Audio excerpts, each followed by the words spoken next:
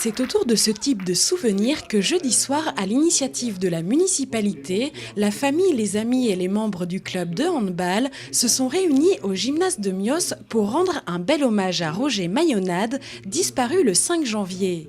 Une cérémonie pleine d'émotions, durant laquelle les témoignages se sont succédés, prouvant une fois de plus à quel point ce président emblématique était aimé de tous et bien au-delà du territoire miocé. Mais je vous demande de vous lever, s'il vous plaît, pour ouvrir cette soirée. Et on va le faire une minute d'applaudissements chaleureux. Merci beaucoup.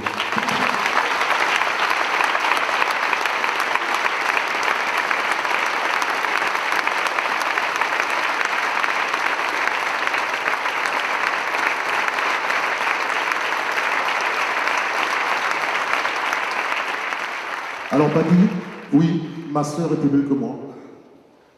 Oui papy, j'ai eu la chance d'avoir la salle des fêtes en VIP, même si j'avais promis à Manu de ne pas en parler.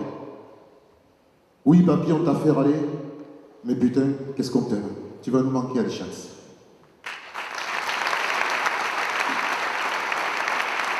Si ces demoiselles ont été championnes du monde en 2003, avec une certaine Myriam Borgorvanti,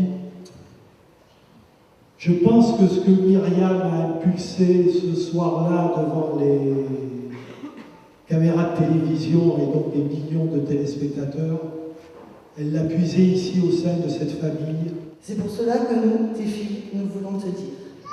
Grand homme que tu es, tu rejoins les étoiles. La mort des liens, le fil n'est pas coupé. Ce que nous étions les uns pour les autres, nous le serons toujours. Nous sommes toutes là aujourd'hui pour rendre hommage à ton côté espiègle et taquin et rappeler les valeurs que tu nous as transmises. Nous continuerons à ouvrir ce livre plein d'images et se replonger dans ces moments partagés ensemble, à rire de ce qui nous faisait rire, à chanter tes souvenirs.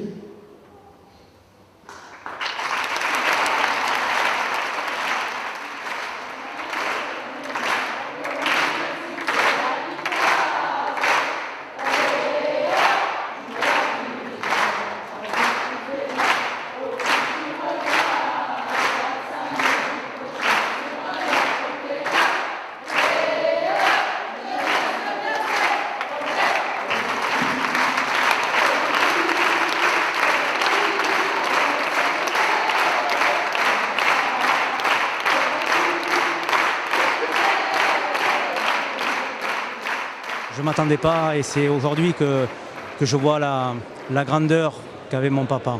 Parce que quand on a reçu tous ces messages sur Facebook, ces messages d'amitié, ces messages poignants, on s'aperçoit qu'aujourd'hui, un personnage comme lui, c'est pas qu'il était remplaçable, parce qu'aujourd'hui, tout le monde était remplaçable.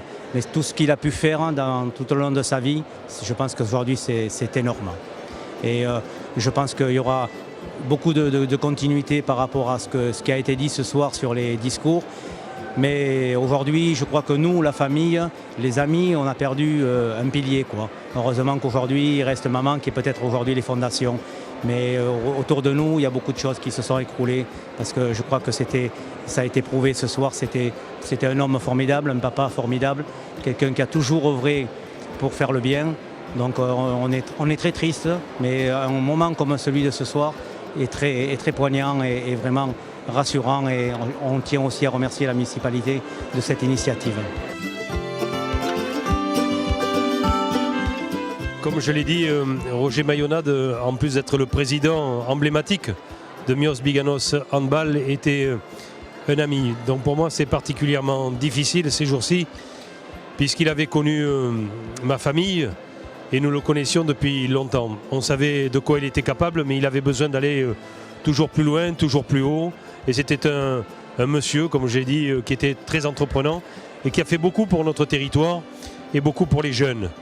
Et il faudra garder cela en souvenir, parce que tout ce qu'il a fait pour les jeunes, pour les filles comme il les appelait, mais pour le handball féminin français, eh bien il ne faudra pas l'oublier, parce que toutes les jeunes filles, toutes les adolescentes qui ont voulu jouer au handball, c'était bien souvent pour être à l'équipe élite.